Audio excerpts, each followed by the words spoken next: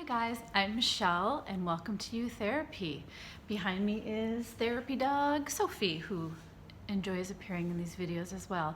We're going to talk about CBT today and whether or not you determine if it might be beneficial for you either to learn it or work with it with your therapist or even learning it on your own. So cognitive behavioral therapy is a very widely researched, empirically supported therapy. As I've said in other videos, it's not the whole answer. I don't think anything is the whole answer, but it's such a great skill to learn that I think it's important to do an introductory video and to keep kind of incorporating some cognitive behavioral therapy components into these videos because it just can be so helpful. So cognitive, that refers to your thinking, and what this therapy does is help you address what thoughts you're having that might be making your feelings worse or even bad when they don't need to be. And do those feelings that you're having that maybe are worse or don't need to be there, are they causing you to behave in a way that you don't want to behave or that's getting in the way of your life? So one way that I teach my clients about CBT is to show them the CBT triangle with my lovely printing here. So the CBT triangle puts together this relationship between thoughts, feelings, and behavior. And we know that these are really related to each other. So one thing that we can do to, as an example, to kind of think about how we may be thinking and behaving and feeling is to maybe just use an example. So this is a common one that I use with my clients, is to imagine that you're having kind of a hard day, maybe a hard week or month.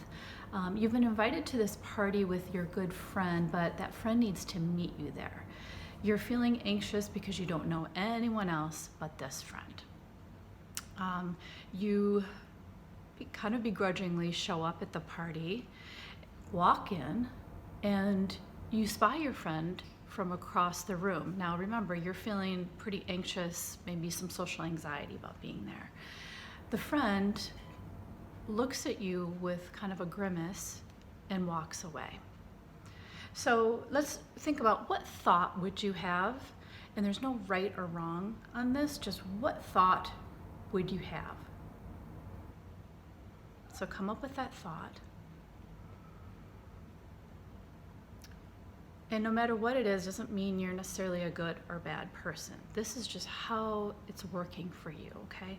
So if you're having that thought, some people say, what did I do? Or what's wrong with them? Or I knew this was a bad idea. This always happens when I go to parties. I should have never come. Those kind of thoughts. If you're having whatever your thought is, could be even name calling your friend, that would be a normal thing. What feeling do you have when you have that thought? My friend's being a jerk. Should have never come. Everything's rotten right now. Whatever it is, what feeling then do you have? Anxiety, anger, sadness, whatever the feeling is. And oftentimes feelings don't come by themselves. They come in kind of a group. So you could be sad and mad. You could be anxious and afraid. Sometimes I just say upset because there's this grouping of feelings that tend to come together. If you're feeling that way, what behavior do you do? Do you walk out? Do you take drugs or drink too much? Do you tell somebody off? Do you drive home erratically? Do you not get in touch with that friend again for a long time? What behavior do you have if you have that feeling of upset? So think about what you might do in this situation. Again, no right or wrong answer, just whatever it is. Okay, so that was just an example of how your thoughts affect your feelings and often affect your behavior. Now, some people say, well, they wouldn't have a thought, or they would think the best thoughts, and that's fine too. That means you're probably doing okay with this CBT business. But most of us would have a negative thought, negative feeling, and perhaps a harmful or unhelpful behavior. So let's go further into this pretend scenario. Before you leave, march out, if that's what your behavior was, someone comes up to you and says, did you hear that your friend's mother just passed away? That friend that gave you the grimace and walked away. They just found out that their mom passed away. So you get some more information. When you hear that, what thought do you have then? Whatever it is, it's okay. But what's the thought that you have with that additional information? And when you have that thought, what's your feeling? How do you feel?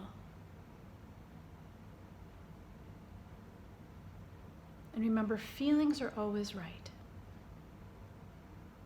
And then what do you do? What do you do with that thought and that feeling? What behavior do you do? And right now I'm kind of looking at the camera wondering if this is going to be backward. It'll be interesting to see if this writing's all backward. But anyway, whatever the behavior is probably different than when you didn't have that information, right? I would guess it would be different. And so this is just an example of sometimes we jump to conclusions or make assumptions with our thoughts. Usually it's for the worst. We usually assume the worst, not the best. And those assumptions, that irrational thinking, like no one wanted me here anyway, my friend doesn't like me, they're a jerk, the name calling of the other person or oneself. These are what we address in CBT. We address what thoughts might we be having that are causing bad feelings and behavior that's hurtful to us. Now, let's be clear though that if we see our friend, we're feeling anxious, and we see our friend grimace and walk away, having a negative feeling is normal and understandable. So this isn't wrong to feel bad in some way.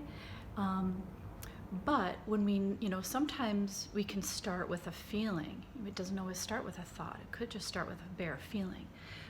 We may have this bad feeling, but then what do we do with it?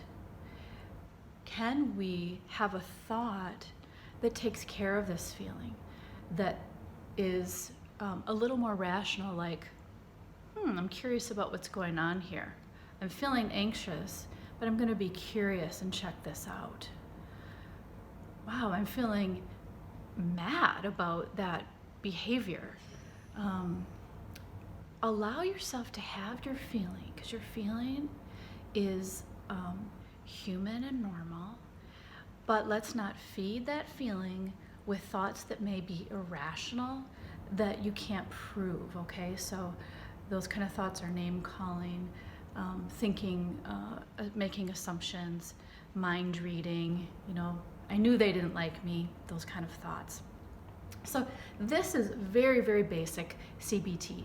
Now I think it's really great if you can work on it with a therapist, because that therapist will really help you dive in and find out what your so-called favorite irrational thoughts are, and really work on the challenges to those thoughts. So that's the other piece. I have another video that's called 10 Forms of Twisted Thinking. If you're interested in CBT and want to check it out, you may want to look at the video.